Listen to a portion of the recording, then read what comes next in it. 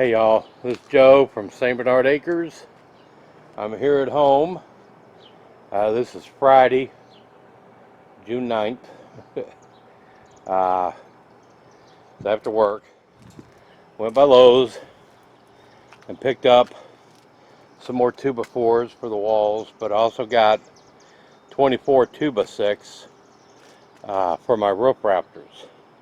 And what I'm doing here, I'm pre-cutting all the roof rafters. I know I'm building a 12 by 16 cabin, so my run is going to be 12 feet.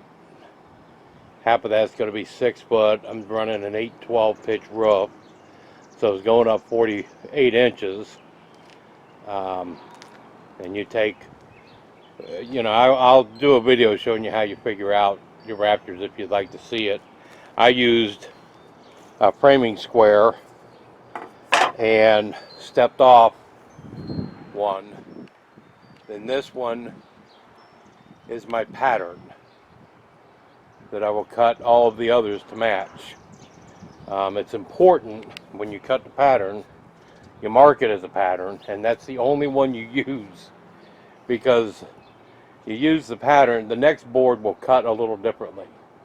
And then if you use that board for the pattern, the next board will cut a little differently. By the time you get to the end of your run, your boards are going to be completely different sized. So make one pattern board and mark it, and use that to cut all. I'm going to cut all the rafters to match that.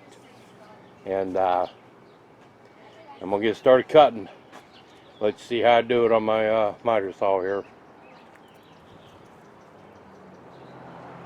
Like I said, I used my framing square to get what angle I needed for my pitch for the roof that I wanted. So what I'm going to do, I'm using these hurricane straps to put my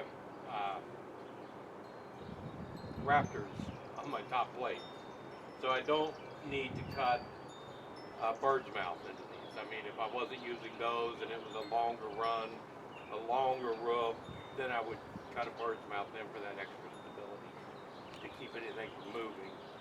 But this is small enough, I don't have to do that. So what I'm going to do is make my first cut out here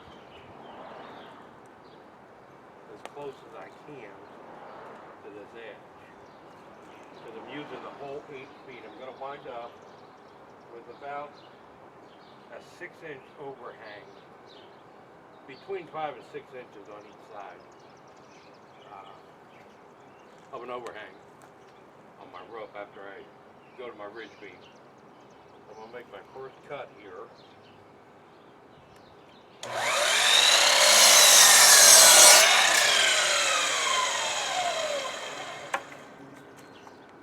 Then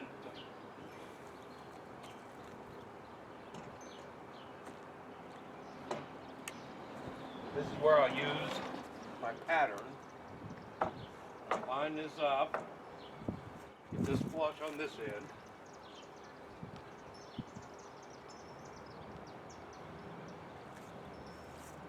And I've come down to this end and mark where I need to cut. Set my pattern aside. Put my board down.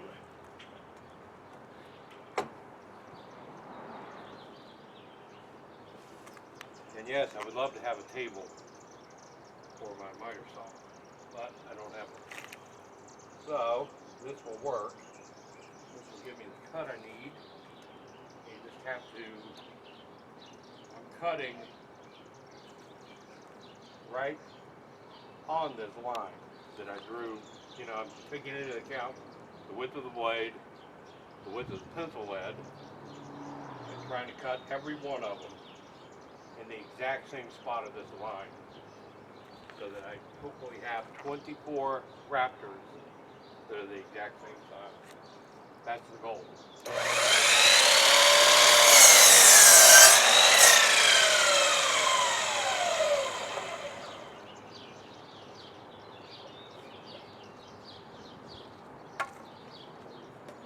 And there's another one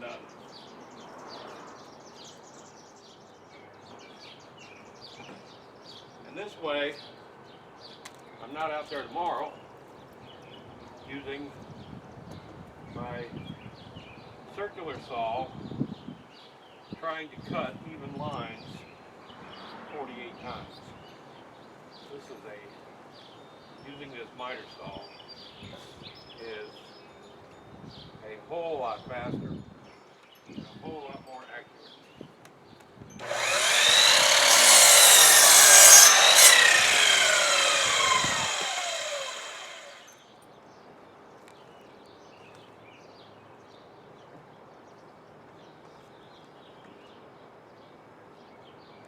Good old Lowe's lumber.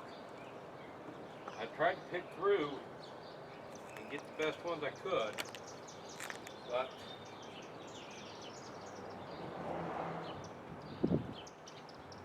just have to get what you can get.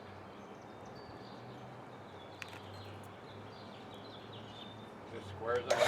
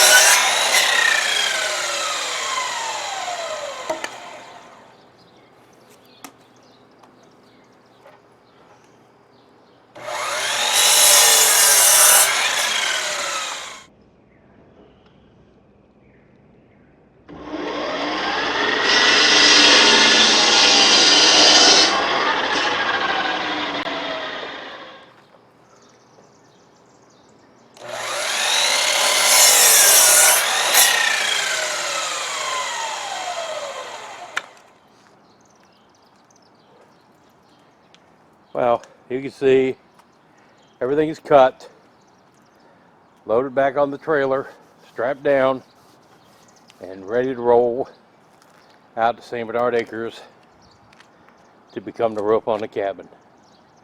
One of the reasons why it was so important to cut them here, my generator is not big enough to run that miter saw I was using, and I could not make all those cuts clean and the same using the DeWalt battery operated saw, the cordless saw.